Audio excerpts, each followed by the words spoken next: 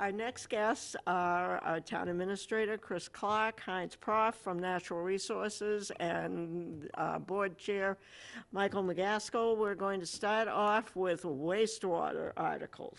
So whoever would like to start, go right ahead. Yeah, I think I'll just start quickly, and then I do want to kind of turn it over to Heinz, because I think an important component, there's really two pieces to this in my mind, is what is the environmental impact, and why do we need to do this, kind of number one. And then the second, which has been kind of, I think, the area where I've been a little bit more focused on, is how do we pay for it, and what is the impact of that. So if you don't mind, I'd like to turn it over to Heinz and maybe do a little overview on the science of it. Yeah. Good morning. Chris is absolutely right, and as the Natural Resources Director, I'm part of a committee in the town which is known as the Wastewater Implementation Committee, and it has our engineer as part of it as well, and we get input for planning and also health. It's been something that's been in the works for over a decade. The town has a approved comprehensive wastewater management plan, and sometimes we refer to that as the CWMP. And as we have progressed through that, now the town is beginning to implement several of these phases that this will encompass, because it's a several decade project, and we're coming up in something we call as our phase 2. The town's already done some things as relating to our nitrogen removal, which is what this is really driving at. And it's, if people can recall, the Muddy Creek culvert expansion, that's one, and the initial study of the Cold Brook Cranberry Bog off of Bank Street as you head south. All those things are beneficial for our nitrogen removal. Someone who's just tuning in or beginning to get some information regarding this, the town has done a good job in going right to our website. It's an immediate click box where you can read some more background on this. The town has information at the town hall, the community center, and our library. So as we refer to some of the things in the articles here, as we go forward, the baseline is in that. But it's the town's really first big step now as we go into addressing our wastewater and our nitrogen, because these are nutrients that are in our embayments that we're being asked to remove. So that's kind of the background as we lead into this. In terms of kind of the mechanics of, okay, we know we have a problem, and what are the mechanisms to alleviate that problem? As Heinz has pointed out, phase 1 has already been complete, and we are into phase 2. Phase 2, which is really one of the pieces of it, is in Article 11, kind of the lion's share of this, if you would. There's a couple different components to this. So the first component is that in order to be cost effective, we could build our own plant in East Harwich, but what the plan called for, a more cost effective approach, is that Chatham already has a plant, and it has some capacity because of the way they do wastewater, that the plants almost have a designed overbuild capacity in them. So what the town has done, the selectmen have done, is they've negotiated a intermunicipal agreement with the town of Chatham in which to take advantage and use some of that 300,000 gallons per day that makes it available. So in lieu of us building our own plant, we have the opportunity to sign up with Chatham and make use of their plant.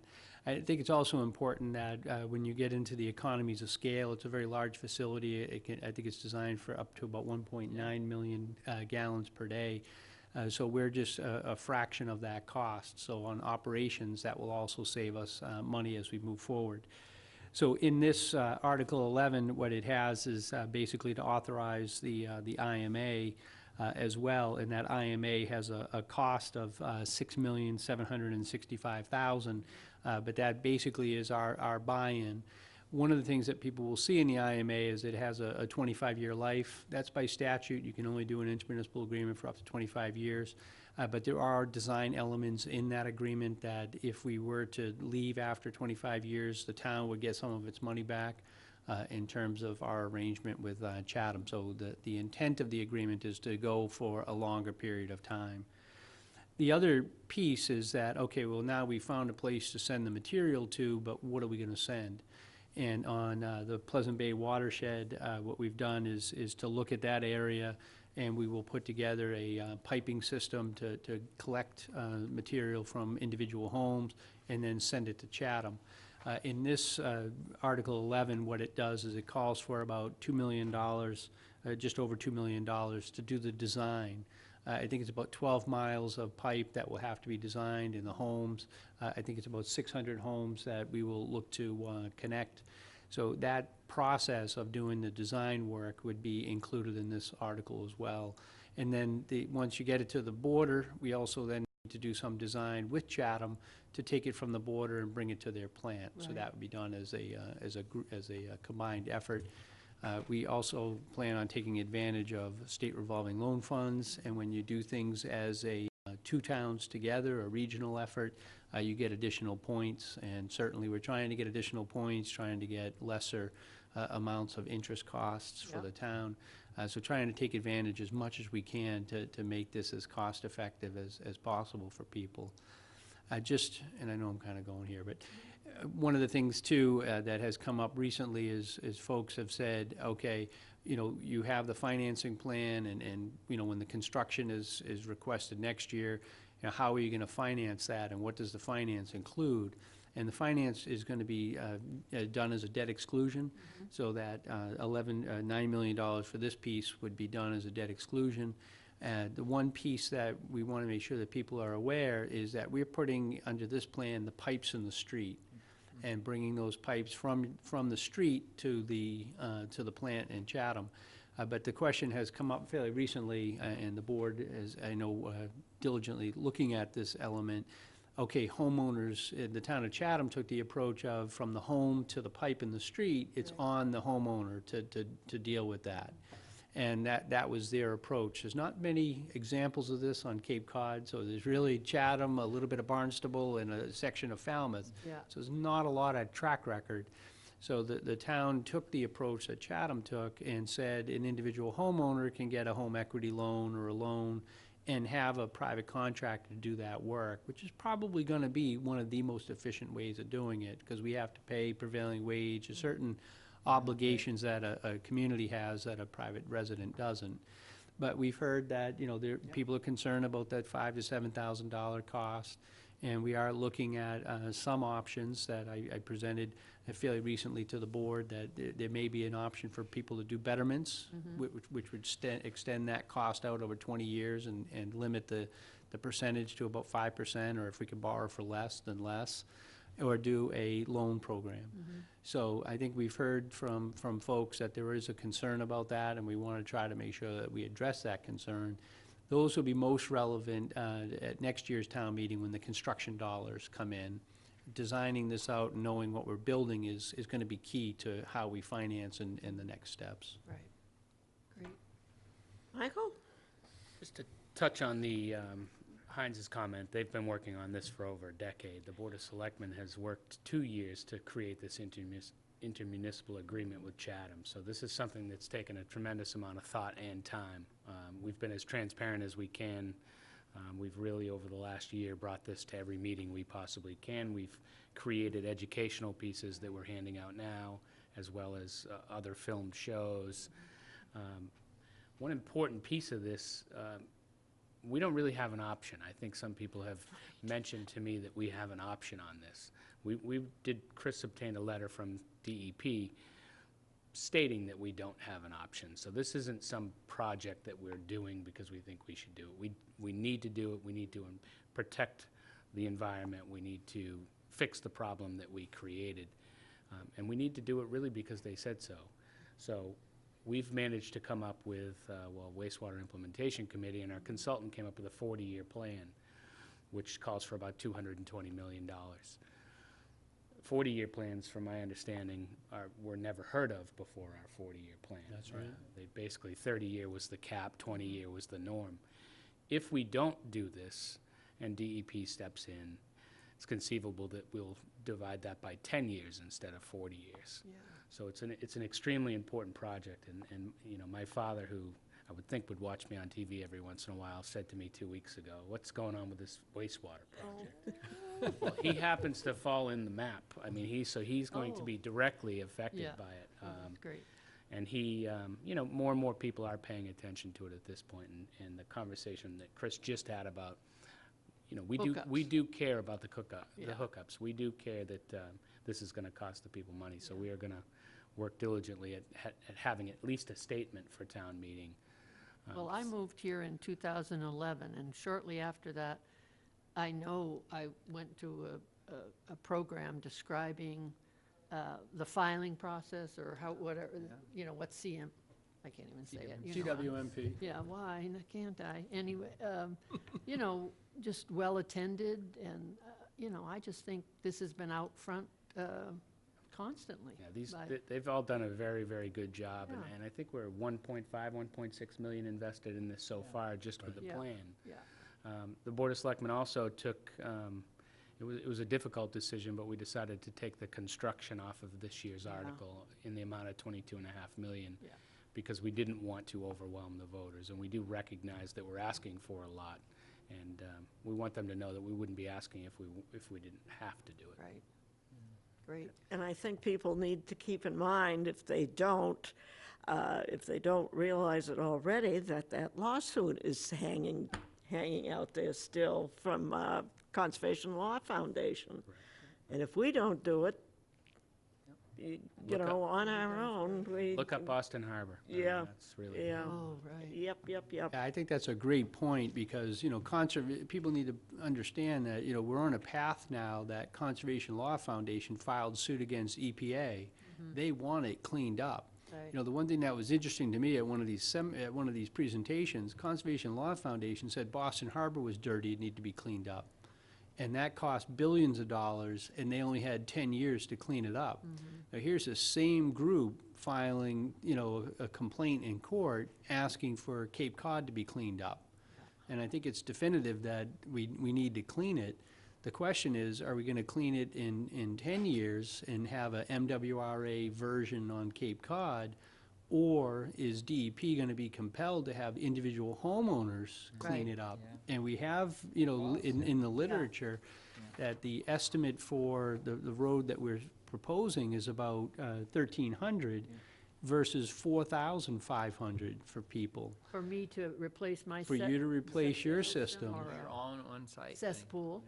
And I think it's not just gonna be replace your system, it's gonna be have an upgraded system that, oh, by the way, won't be as efficient as these plants. Yeah. So you could have individual homeowners have $4,500 costs, and then if we don't get to the levels of reduction we need, then we still need pipes in the ground. Yeah. So I think it's really, you know, what path is the town gonna choose? Are we gonna choose a path of letting our destiny be determined by Conservation Law Foundation and a judge? Or are we gonna take destiny in our own hands and do a 40-year time scale, which would be tremendously more valuable for us? Great. And I think we would all like to thank the wastewater committee. You people have done yeoman work I'm putting sure. all this together. You know, people want to read, go to the website. This here is very helpful. That's available here, and as you said, the community center, the libraries, what have you. So there really is no reason for anybody to have any lingering questions at No, this and- point. and 2 points, and Chris and Mike both touched on it.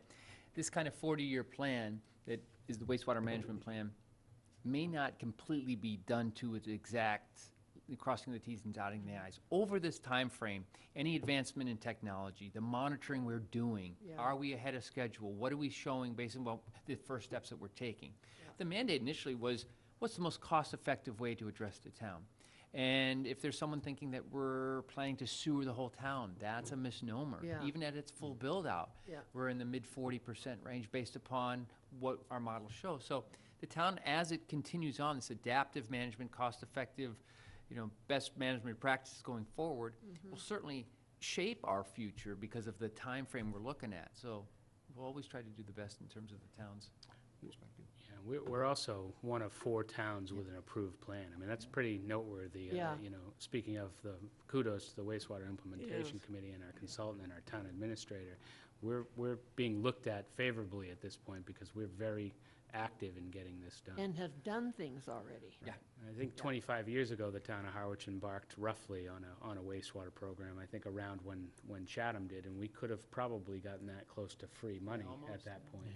So if we don't pass this year, what's the next round gonna cost us? I Yeah. mean, you know, it's time to fix the problem. So could we, sorry.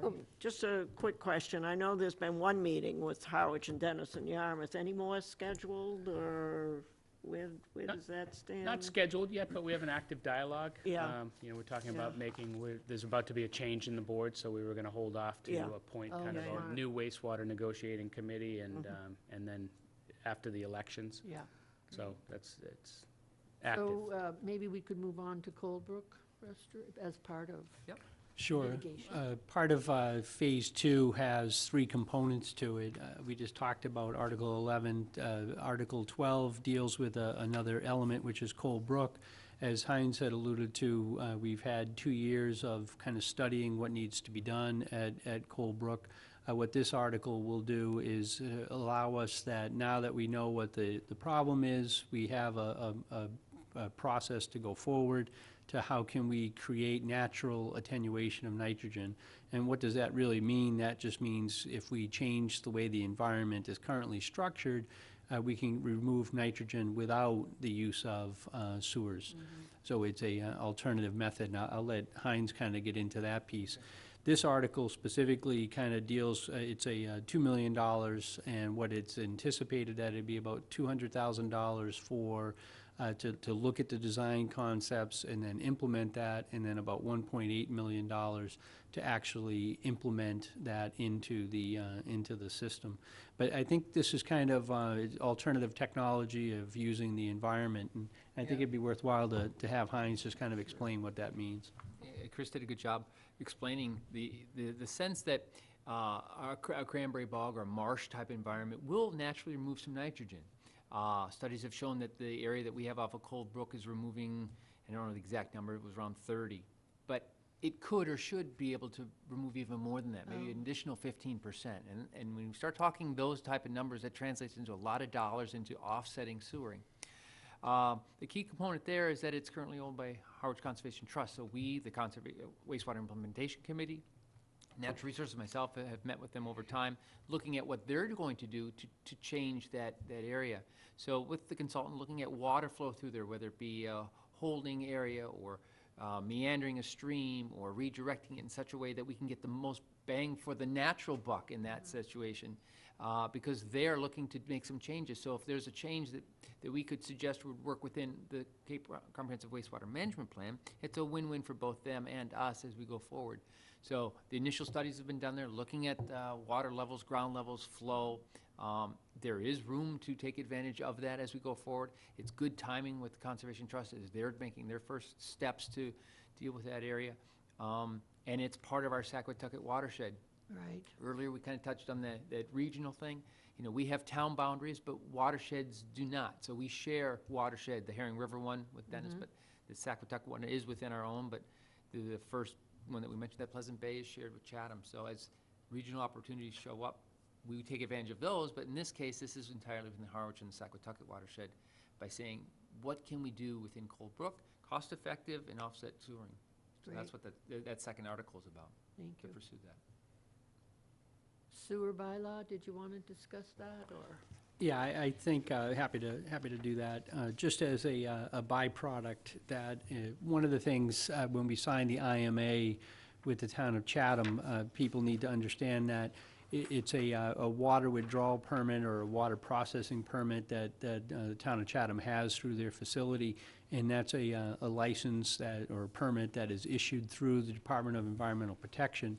And when they have that permit, that plant was built to filter certain chemicals or certain nitrogens or phosphoruses out of the environment. And when we hook up to that plant, we have an obligation to kind of work under that permit as well.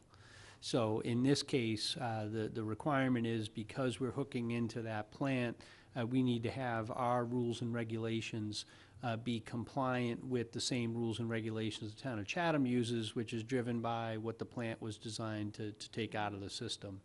So this is a necessary byproduct, if you would, of the intermunicipal agreement. In terms of the reason why you see some of it's a bylaw and some of it, the majority of it's going to be rules and regulation, is a bylaw has to be established for establishment of fines and penalties. You can't do that in a rule or regulation. So the bylaw itself will be very small. the regulations that will be administered by the Board of Selectmen would probably be, 40 to 50 pages, and that gets really into the nuts and bolts of the size pipe and how to actually hook up into the system. So this is really a byproduct of the need to hook up into the Chatham facility. And does that I think cover that's it for everything for wastewater. wastewater? Yep. Okay, Thank you all. thanks, Heinz. Thank you. Thanks.